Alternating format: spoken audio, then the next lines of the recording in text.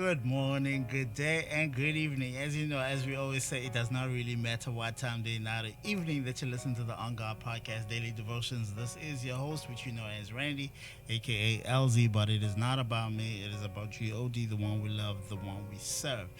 Now we are back with another recording. We're back again on this beautiful Sunday to do what needs to be done, and which is share the word, you know, and rejoice in the fact that the Lord has blessed us with another day. Let us not take today for granted. Let us not take any day for granted. Matter of fact, let us not take our loved ones for granted, especially while they're still alive. We need to show love and understanding, and just be people of character, man. Character that stands out. Character that will be hated by the world, by the way. But you have to be prepared to stand alone either way, because remember, it's not about you. It's not about you, and our feelings like mislead us a lot about certain things, that we make it about ourselves, and then we take away from the goal of what the Lord has told us, the mandate that we've been given, and all God tells us to do is to love one another, and it's just that simple. Everything else will be accomplished if we just simply love one another. So, which means that there needs to be a level of patience, a level of kindness. You have to be gentle when you talk to people. Um, Now, I'm not saying overlook the truth, but when you speak the truth, you're always going to offend people, whether we like it or not. It's not that we aim to offend, but the truth is offensive. A person who cheats, if you tell them, hey, you're a cheater, they will be offended. A person who rapes, if you tell them they're a rapist, they will be offended. Um, so do not um, downplay the truth because because you want to be nice about it. Unfortunately, the truth is not nice. You just have to say the truth as it is. A person will either accept it or be offended.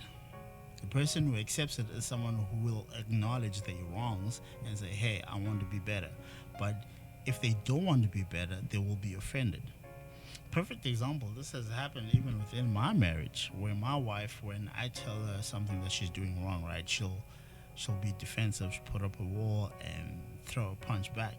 And I'm like, but what she's saying does not take away what I just said. All it does is you just pointing your finger at me about something else that has nothing to do with this. Like, perfect example, I'll tell her, like, hey, could you please not leave dirty dishes here? And she'll be like, oh, but you left the coffee mug, you know? And it was just one of those things that happened, unfortunately. And but we're getting there. We're getting there. It's not gonna happen overnight. It's a process, um, but it's a good process nonetheless. I mean, God gave us the mandate to stay within the household of union, so you have to be able to put your differences aside and love people, and just show kindness and have patience, and just treat people right, man. Just treat people right. But then again, like I told you guys, the truth is offensive, so you're always gonna offend people whenever you speak the truth. But I'm not saying that should give you ammo to just go around saying terrible things to people. But I'm saying when it comes to the truth, always be truthful. Do not look ways to water down the truth in order not to appear a certain way, because you are going to offend someone who does not want to hear the truth. So if someone wants to live in a lie, then you are going to offend them. But a person who wants to hear the truth will accept what you're telling them. Okay? Like someone who drinks alcohol a lot, and if you tell them, hey, you got a problem, they either gonna accept what you say and say, hey, you know what, you're right, I do drink a lot of alcohol and I want to stop, and then they'll find ways to stop. But a person who does not want to stop drinking, they will be offended by what you say and look for an argument. So just be prepared that the truth is offensive. Do not think that you're going to tell people the truth and then somehow miraculously everything is just going to work out. No. It's either they will be offended or they will accept what you've told them about their flaws and mistakes and they will want to fix it. Okay? But then, but again, like I told you guys, the truth is offensive. So do not think that you can water down the truth. Anyways, let's get to today's word. Today's word is pretty much simple and straightforward. It's Ephesians chapter 4.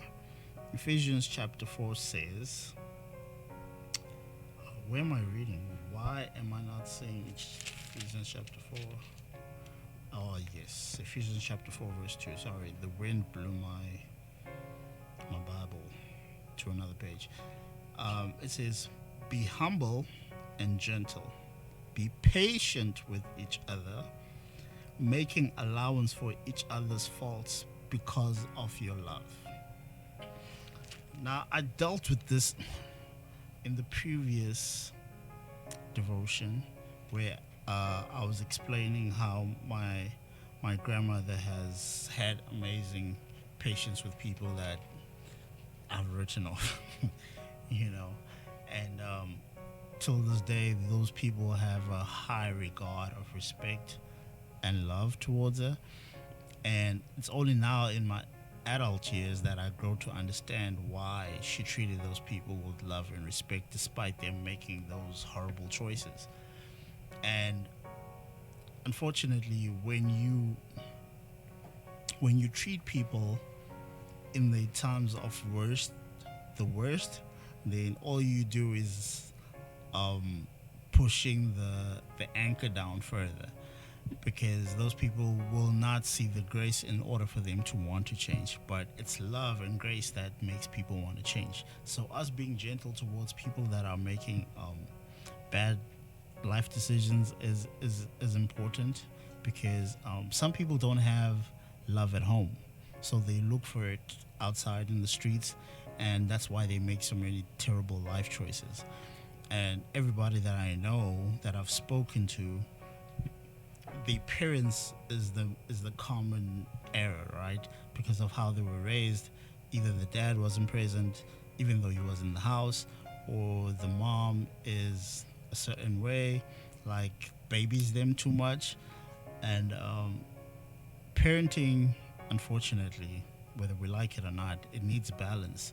It needs a strong-willed parent who says no, and the spouse needs to be the one to be like, okay, the firm hand said no, so I need to stand by my partner when they say no, and not go around their partner and say yes to something the partner has already said no to. Because those are the things that children see. They're like, oh, this is the parent that says yes to me, and this is the parent that says no to me. So at some point, they will stop asking you and just go to the parent that says yes all the time. And then before you know it, those kids are going to start causing problems within your marriage. And ultimately, your children will be ruined, because no is very important. Like, I just saw a viral video right now of a teacher slapping a student, right? And everyone is standing with the teacher, even other students in the school. And the common thing is that no parent should be upset that that the child was slapped, because it means that the parent itself was not disciplining the child, because this child not only brought a phone to school, but they were using it in class. And on top of that, she was cussing at the teacher. And number 3, she shoved the teacher to get to the phone, which was confiscated. So that's where the slap reached. Like, that was the breaking point. So we need to understand the things that we allow at home affect our children outside in the world. So we need to be able to say no to our children and mean it. Because if you are a weak parent, your child is going to be out there into the real world with that mentality. I can get away with anything because my parents let me get away with just anything. Do you understand where we're going with this? So you have to be able to say no, so your children understand the word no. So when the teacher says no, they don't challenge the teacher, because they're used to mom and dad saying no. Okay?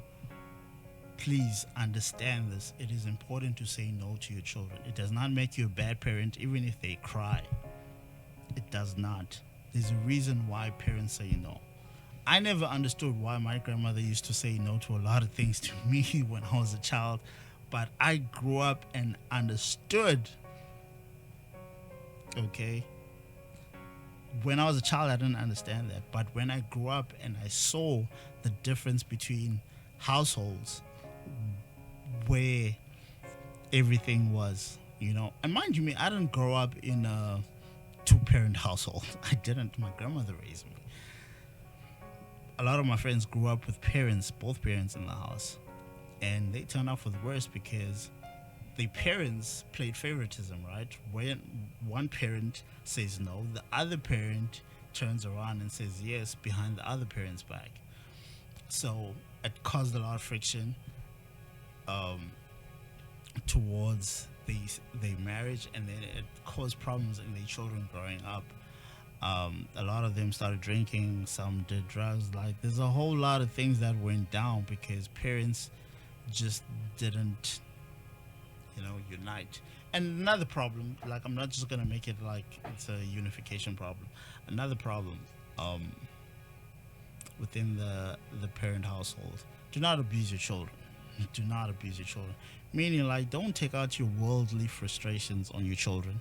Like, don't yell at your child because work frustrated you, whatever the case is, or something that's happening wherever in your life, and you take it out on your children.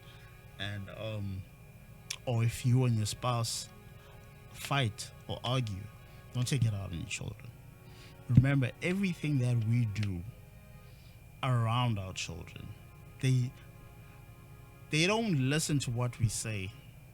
They listen and watch what we do.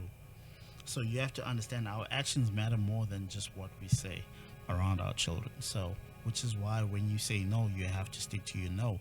And when you tell your child don't do this, don't tell them not to do something and you go and do it. It's stupid. Okay? Don't tell your children no, don't drink, don't smoke, but you drinking and smoking in front of them. It's the dumbest thing ever. Just don't drink and smoke, okay? So you can tell them not to drink and smoke. And don't have 20 children out in the streets and then tell your child to wait till marriage for sex. And don't explain the poor choices that you made. Okay? You have to explain to your children why wait till marriage for sex. Okay? I know it's an uncomfortable conversation for parents to have, but you need to have it with your children. Because if you don't, your children will learn on the internet. Because when we were growing up, there was no internet. Okay? Like now, oh, Lord have mercy. We have to teach our children about sex at a very young age because soon as they get their hands on technology, they're exposed to the worst of the worst. So you have to teach your children young. You have to teach them about rape, even things that we weren't taught. You have to teach them about children abduction. You have to teach them about safety in terms of strangers wanting to talk to them. You have to teach them everything now because the times have changed. You have to teach them about drug dealers and how drug dealers trick you. What drug dealers do is they give you freebies at first, get you hooked. And then when you like it, that's when they start charging you. And then now you're an addict who's breaking into people's houses just to keep up with the habit. Anyways, I'm not going to dive into that. All I'm just going to say is be gentle. The whole shenanigan.